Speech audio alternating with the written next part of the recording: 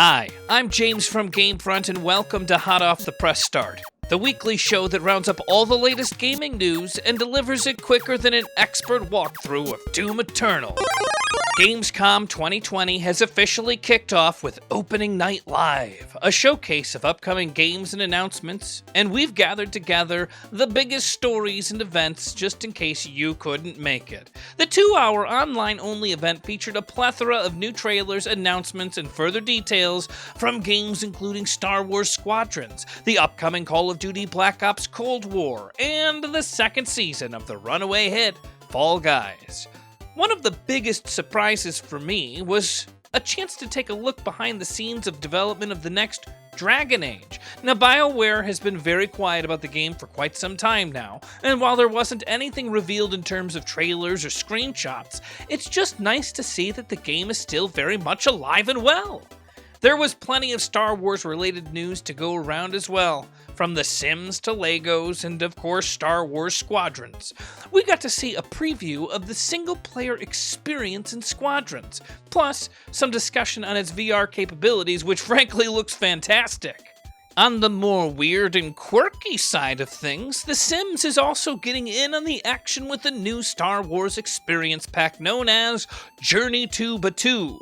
Batuu? It's fun to say. It's launching on the 8th of September.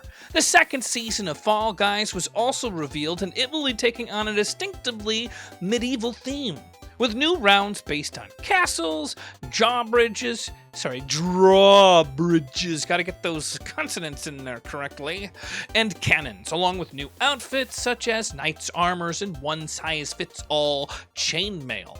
We also got a new trailer for Call of Duty Black Ops Cold War, which showed off a rather disturbing CGI render of Ronald Reagan. There wasn't too much more to learn here, given that most of the game leaked months ago, but we do know that it's now set to release on the 13th of November. That's according to Activision. Medal of Honor Above and Beyond was also shown off, a long-awaited return to the franchise that promises to bring VR truly into the first-person shooter realm for the first time.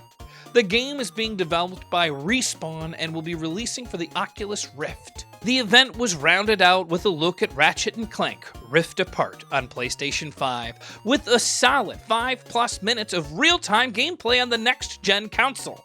It certainly looks impressive, especially when the characters are transitioning between areas in spectacular style. I remarked during the live stream that it wasn't so long ago that cutscenes didn't look this good, so it's a fascinating peek into what the PS5 will be capable of. We'll be sure to bring you all the latest happenings from Gamescom over the coming days, so stay tuned to GameFront.com and let us know what your favorite reveals were from the event down below in the comments.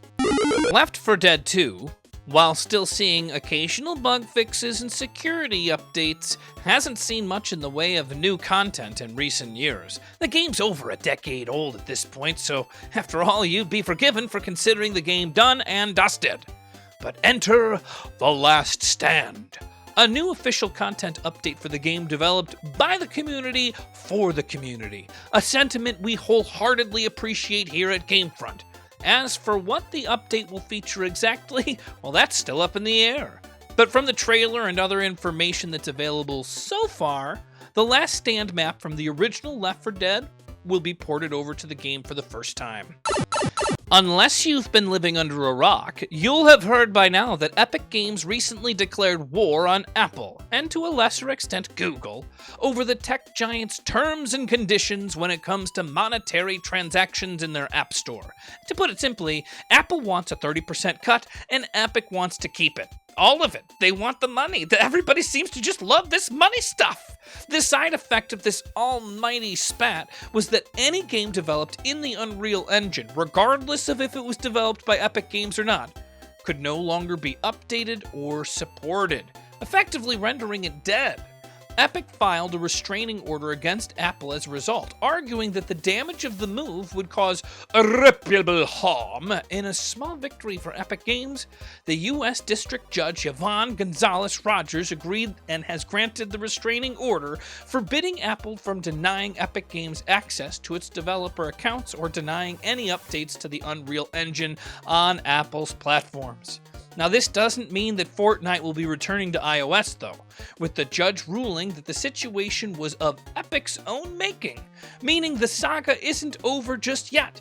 The case to decide which party is ultimately right is due to be held in the spring of 2021. However, lawyers from both Apple and Epic will reconvene on the 28th of September of this year to argue over a preliminary injunction to decide whether Fortnite should remain on Apple's store in the interim. And finally this week, just a week after the news that Oculus Rift users would have to be forced to use Facebook or else find themselves losing access to their own devices, the social media giant has now confirmed that Oculus Rift's VR and AR teams will be renamed to Facebook Reality Labs. It's another step in what appears to be Facebook's attempt to fully absorb Oculus into Facebook. Now, while the name Facebook Reality Labs isn't new, being a separate research division within the group, now all Oculus VR and AR teams are united under the Facebook brand. Even Oculus Connect, their annual developers conference, has been rebranded and renamed to Facebook Connect, all but eliminating the Oculus brand. While the devices themselves are still using the Oculus name, at least for the moment, I strongly suspect that they'll be brought under the Facebook brand too in the near future. And that's this week's gaming news. As always, don't forget to like, share, subscribe, and click the bell icon to stay notified of all the latest news from Gamefront.